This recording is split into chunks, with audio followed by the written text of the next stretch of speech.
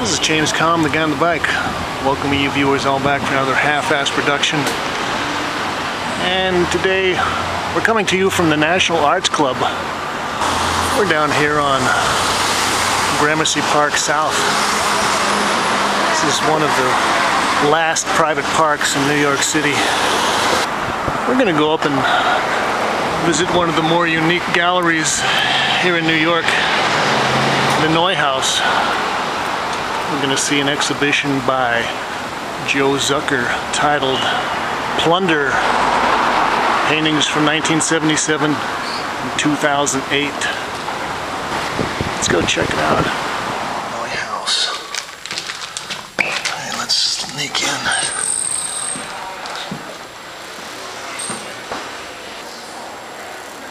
So this is Joe Zucker Plunder. Paintings from 1977 to 2008. You're gonna get to see his pirate and buccaneer paintings. Oh boy.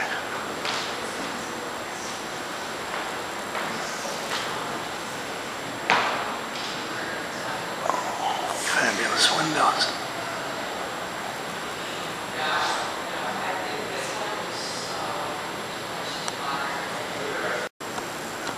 This is Gangplank, 1978, 66 by 99 inches.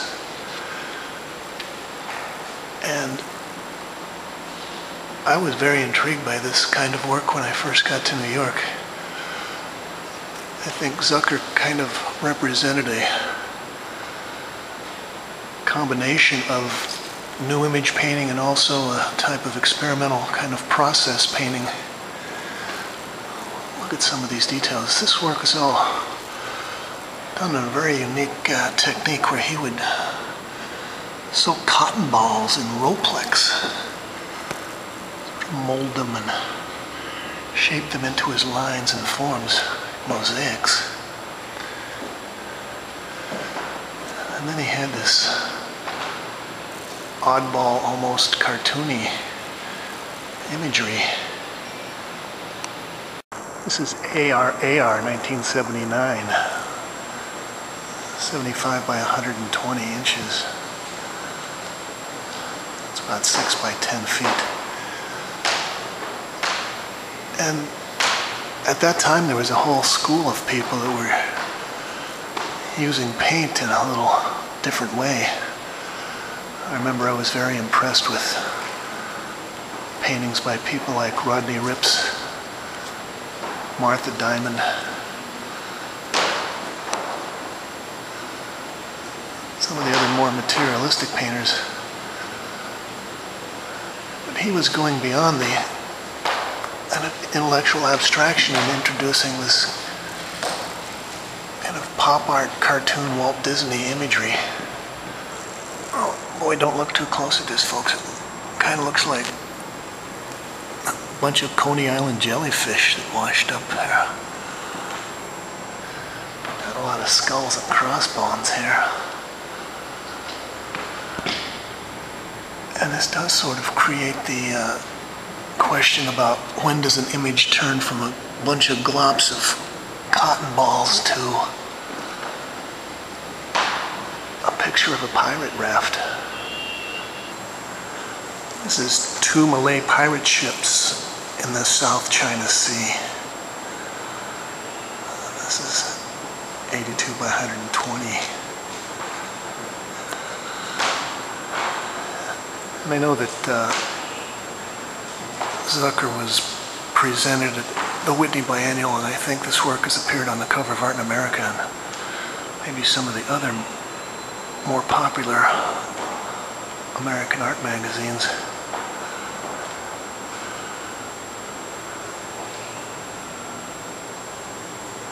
And it's hard to really appreciate the surface on these if you don't see them in real life, but the video is obviously a lot better than still photography. I think his palette is pretty interesting. It's kind of a toned down pastel group of colors, kind of like faded children's book illustrations. When this work first began to develop in this direction back in the late 70s, I think that the New York painting scene was just coming out of about a 10 or 15 year battle against painting. All of the intelligent and conceptual and avant people had pretty much decided painting was dead. And then you had people like Joe Zucker, Susan Rothenberg, Robert Moskowitz, and the pattern decorative people were looking for different approaches to painting.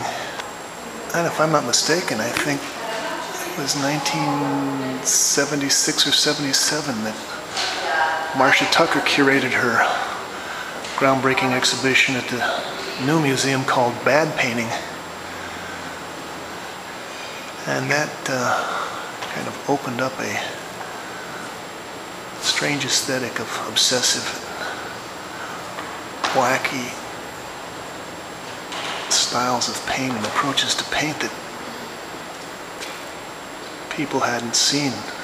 Pirate Junk with Gangplank, 1977.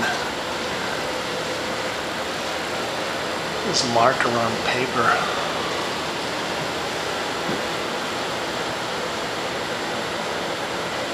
.28 by 38 inches.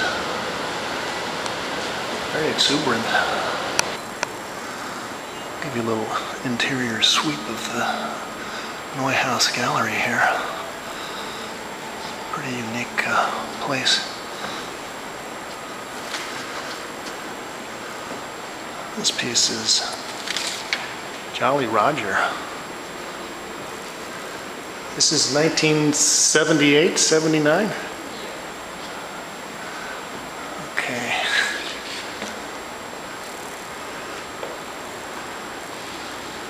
This is one of the few pieces in the show where he's really got some high contrast colors here, the blacks and umbers against the white and light blues. He's got this little frame of skull and crossbones. That is pretty nice. When do we need the objects by, the glass objects? We kind of need them by, I would say, this is really October maybe my favorite piece in the show. It's going to be cute to see them. It's so retarded. I don't know. This is Hespinola, 2007. This is a scroll. And one of the aspects of Zucker's work that I've enjoyed is his experimentation with painting and technical things about what paint is and what it does. And in certain ways that relates him more with the process artists. But he's constantly playing around with paint and what people's ideas of a painting are. I think this might be a good example of some of that. So now we've got a whole room installation here called Cannonballs. And Joe has taken a whole bunch of these scrolls and run them up the walls and all across the floor, sort of woven them together like a plaid pattern. Each one has got like varying images on the rolls. There are some cannonballs here. See, the red and black is a nice intense color combination to work with on that.